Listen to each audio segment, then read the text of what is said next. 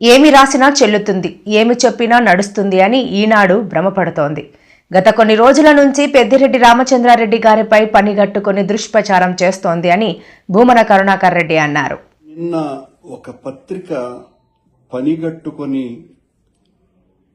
మాజీ మంత్రివర్యులైనటువంటి రామచంద్రారెడ్డి గారి మీద ఒక పెద్ద అబద్ధపు కథనం అల్లింది.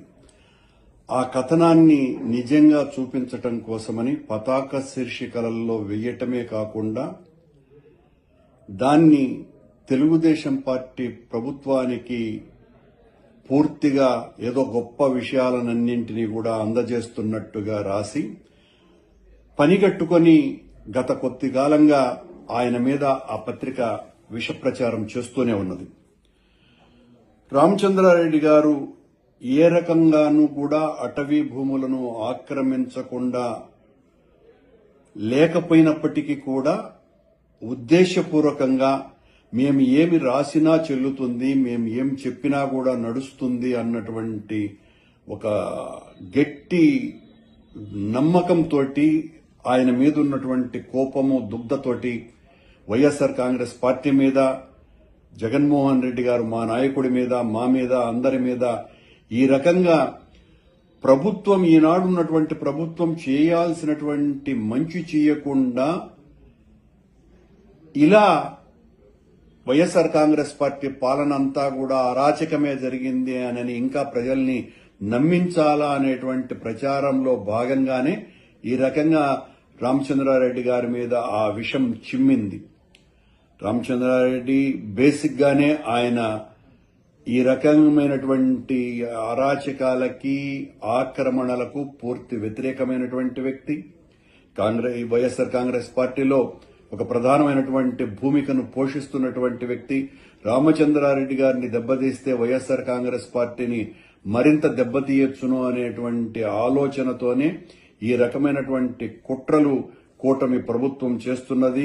ఒకవైపు కూటమి ప్రభుత్వము, మరోవైపున వీళ్లను మోసేటువంటి ఈ ప్రచార ప్రసార మాధ్యమాలు పనిగట్టుకొని ఈ రకంగా మా పార్టీ నాయకులంతా విశాఖ స్టీల్ ప్లాంట్ ను ప్రభుత్వ రంగ సంస్థగా కొనసాగించాలని సుమారు 1449 రోజులుగా విశాఖ ఉక్కు కార్మికులు, తెలుగు ప్రజలు ప్రపంచవ్యాప్తంగా కోరుకుంటున్నారని జేఎంఎస్ ప్రధాన కార్యదర్శి, ఉక్కు పోరాట కమిటీ నాయకులు వరసల శ్రీనివాసరావు అన్నారు. ఈ రోజు కేంద్ర మంత్రి ఉక్కు కర్మాగారానికి విచ్చేసిన సందర్భంగా వరసాల శ్రీనివాసరావు మాట్లాడుతూ, విశాఖపట్నం స్టీల్ ప్లాంట్ ని ప్రభుత్వ రంగ సంస్థగా కొనసాగించాలని చెప్పి నేటికి 1449 రోజులుగా నిరాహార దీక్ష జరుగుతుంది.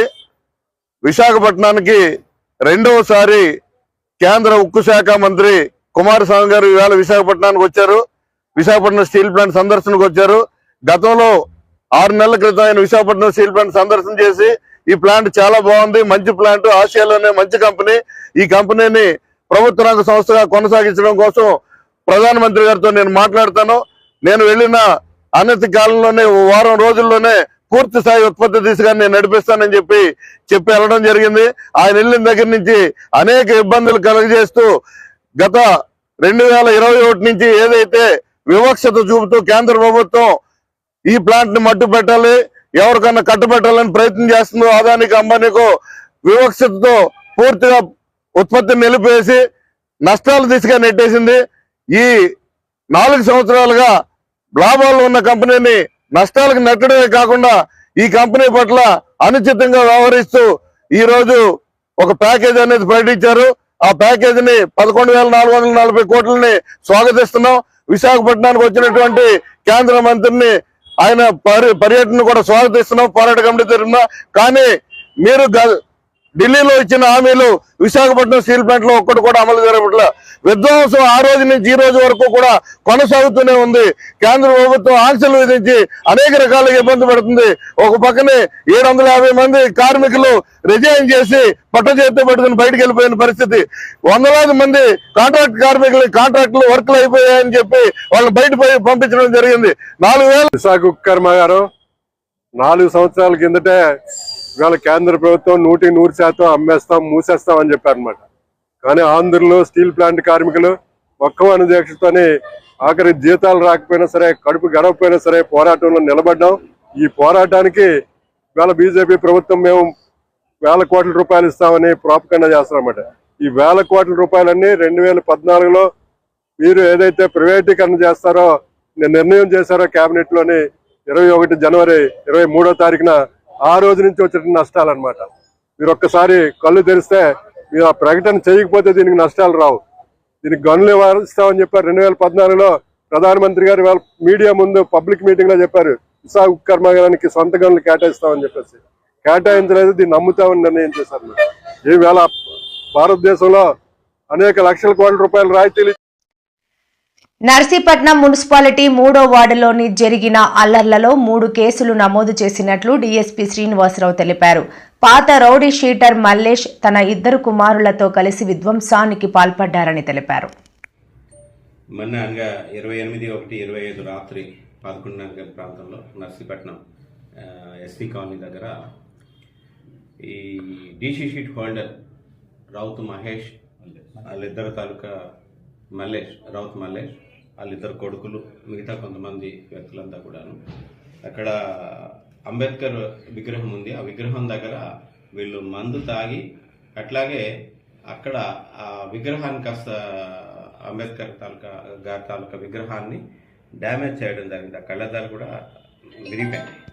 అది గమనించి పక్కనే ఉన్న గారా దుర్గాప్రసాద్ అనే వ్యక్తి క్వశ్చన్ చేశాడు, ఇది తప్పు ఇట్లా చేయడం అని చెప్పేసరికి ఆయన్ని అక్కడ కొట్టడం జరిగింది. కొట్టిన తర్వాత నువ్వు ఇంతకుముందు కూడా నాకు సపోర్ట్ చేయలేదు అని చెప్పి వెళ్ళి వాళ్ళ ఇంటి దగ్గరికి వెళ్ళి వాళ్ళ ఇంటి ముందు ఉన్న 2 బైకులు కాల్ చేశారు. ఆయనకి చెందిన బైక్ ఒకటి, పక్క ఇంటి వ్యక్తి తాలూకా బైక్ ఒకటి కాల్ చేశారు. అలాగే వాళ్ళ ఇంట్లో చొరబడి వాళ్ళ ఇంట్లోనేమో ఒక మంచం మీద పెట్రోల్ పోసి తగలబెట్టడం, అలాగే ఒక పరుపు కూడా కాలింది. వాళ్ళని కూడా అడ్డుకున్న వాళ్ళ మీద కూడా చంపుతానని బెదిరించడం, కత్తులు పట్టుకొని తిరగడం, ఇదంతా కూడా హాల్దేలు చేశారు.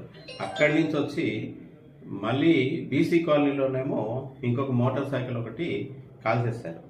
ఈలోగా 100కి ఫోన్ వచ్చేసరికి ఇన్స్పెక్టర్ గారు, సిబ్బంది అందరూ కూడా వెళ్ళి అక్కడికి వెళ్ళి వాళ్ళని సీన్కి వెళ్ళి పట్టుకోవడానికి ట్రై చేస్తే ఈవెన్ పోలీసుల మీద కూడా వాళ్ళ దగ్గరికి వెళ్ళకుండా రాళ్ళ విసిరి తర్వాత కత్తులో పట్టుకొని తిరుగుతూ పోలీసులు కూడా దూషించడం అది జరిగింది. తర్వాత ఇమీడియట్గా మేము మిగతా ఫోర్స్ను కూడా సెక్యూర్ చేసుకొని వెళ్ళాము. ఈలోగా అక్కడ ఎలక్ట్రికల్ ఎంప్లాయీస్ పవర్ పోయిందని చెప్పేసి ట్రాన్స్ఫార్మర్ దగ్గర వర్క్ చేస్తున్నారు. వర్క్ చేసే క్రమంలో వాళ్ళు వర్క్ చేస్తుంటే వాళ్ళను కూడా కొట్టడం, వాళ్ళ విధులకు ఆటంకం కలిగించడం, గాయపరచడం అది జరిగింది. దానికి సంబంధించి కూడా ఒక కేసు రిజిస్టర్ చేయడం అయింది వాళ్ళు ఇచ్చిన రిపోర్ట్ మీద. అట్లాగే అక్కడున్న అంబులెన్సెస్, ప్రైవేట్ అంబులెన్స్లు, తర్వాత ఒక 2 ఆటోలు, వీటన్నిటిని కూడా వాళ్ళు డ్యామేజ్ చేయడం జరిగింది. దానికి సంబంధించి కూడా వాళ్ళు ఇచ్చిన కంప్లైంట్ మీద కేసు రిజిస్టర్ చేయడం జరిగింది. మొత్తం టోటల్ 3 కేసులు రిజిస్టర్ చేయడం జరిగింది. వాళ్ళని అప్రహెన్షన్ కోసం టీమ్స్ కూడా ఫామ్ చేయడం జరిగింది.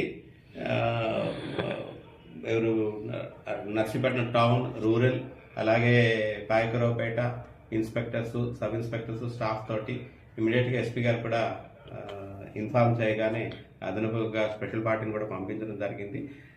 నిన్నంతా కూడా ముద్దాయిల కోసం, వీటి కోసం అక్కడంతా కూడా గాలించడం జరిగింది. వాళ్ళు ఎవరు అన్నది కూడా ముద్దాయిలు ఐడెంటిఫై చేయడం జరిగింది.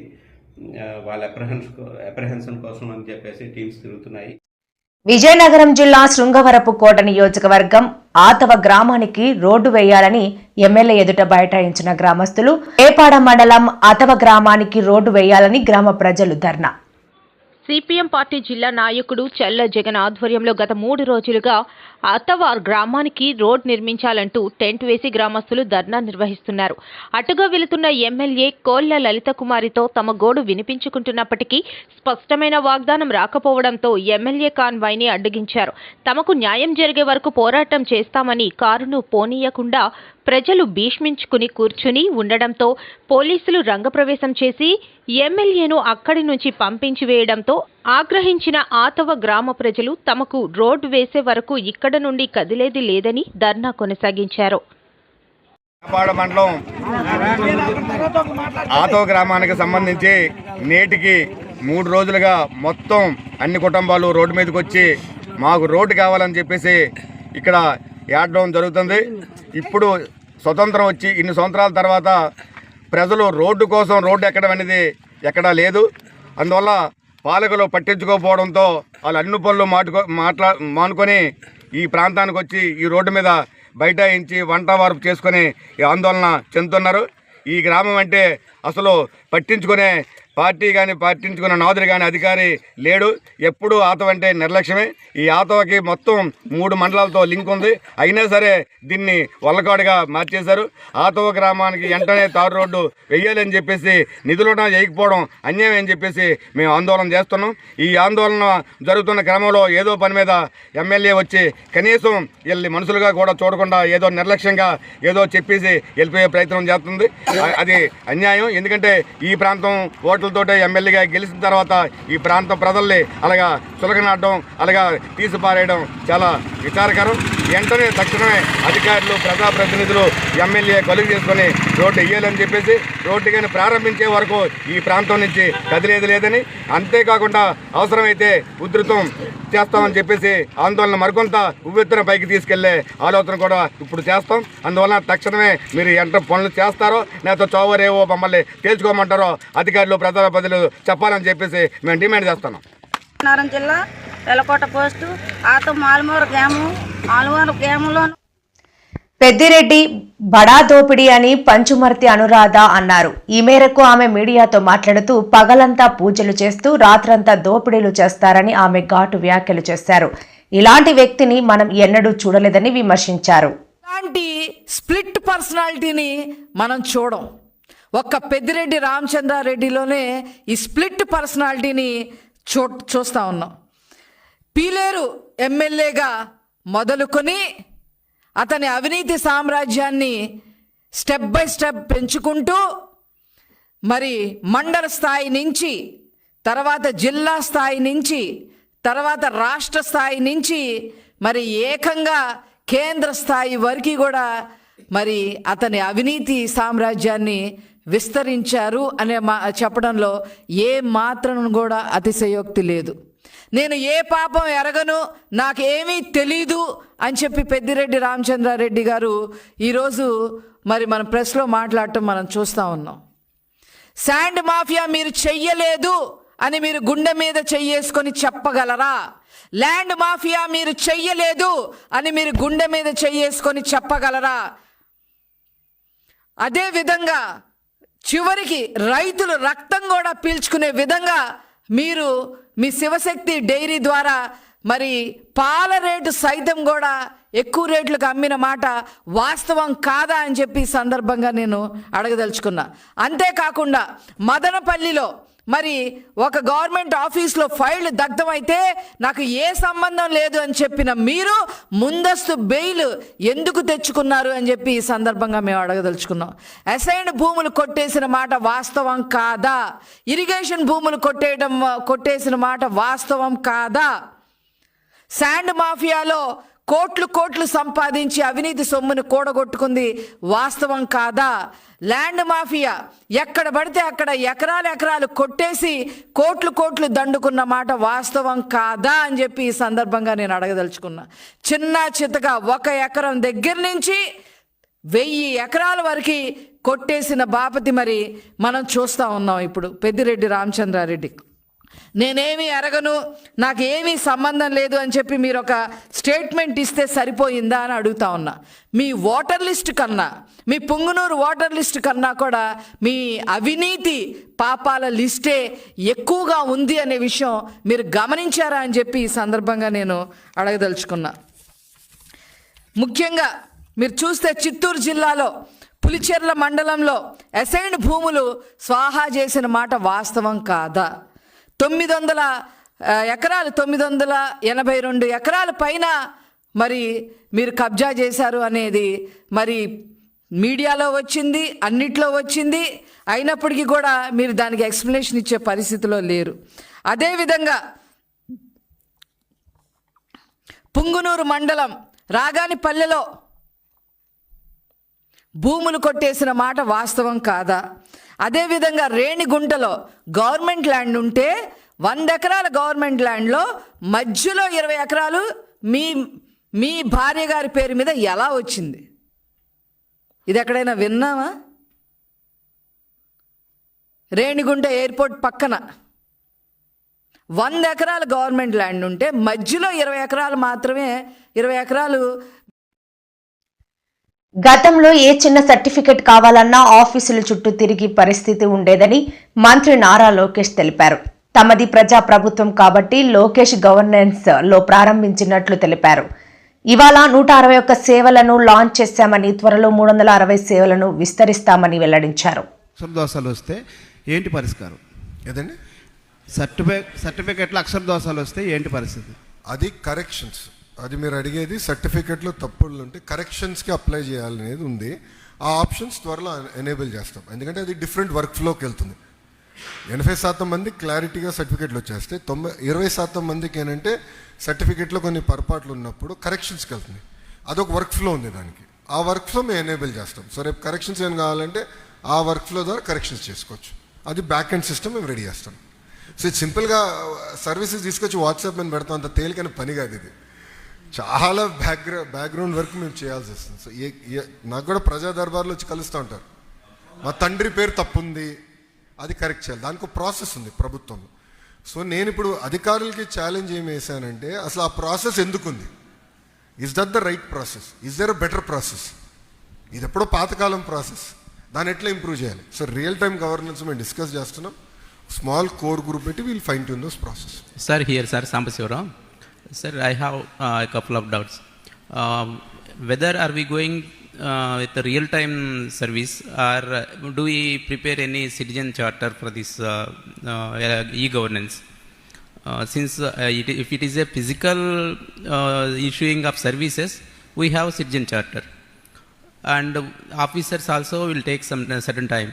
But in this digital era, we all have data with ready data, so it will be possible for you to reduce the time, I think.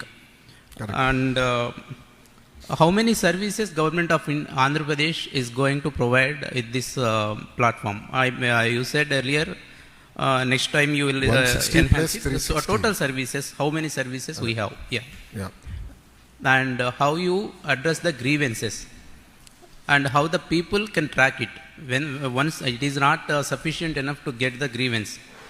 Redressal is the important point here. Correct. So these please address, sir. చాలామంది నన్ను అడిగారు, తెలంగాణ, మహారాష్ట్ర, తమిళనాడుతో మీరు ఎట్లా పోటీ పడతారు, వాళ్ళు establish states కదా అని అడిగారు. నేను ఒకటే చెప్పా, స్పీడ్ ఆఫ్ డూయింగ్ బిజినెస్లో వాళ్ళతో పోటీ పడతాను. ఈరోజు ప్రతి వాళ్ళు ఎవరు పెట్టుబడులు పెట్టేవారు కానివ్వండి, సిటిజన్ కానీ స్పీడ్ ఆఫ్ డూయింగ్ బిజినెస్ చూస్తున్నారు. మీరు చూస్తే సింపుల్గా బటన్ నొక్కితే సినిమా చూడగలుగుతున్నారు, బటన్ నొక్కితే భోజనం ఇంటికి వస్తుంది, బటన్ నొక్కితే కూరగాయలు ఇంటికి వస్తుంది. ఎందుకు ప్రభుత్వం రాకూడదని నేను ఛాలెంజ్గా తీసుకున్నాను. పాదయాత్రలో మీరు నా స్పీచ్ చూడండి, దాదాపు 90 స్పీచ్లో ఇది నేను ప్రస్తావించాను ఈ పాయింట్ని.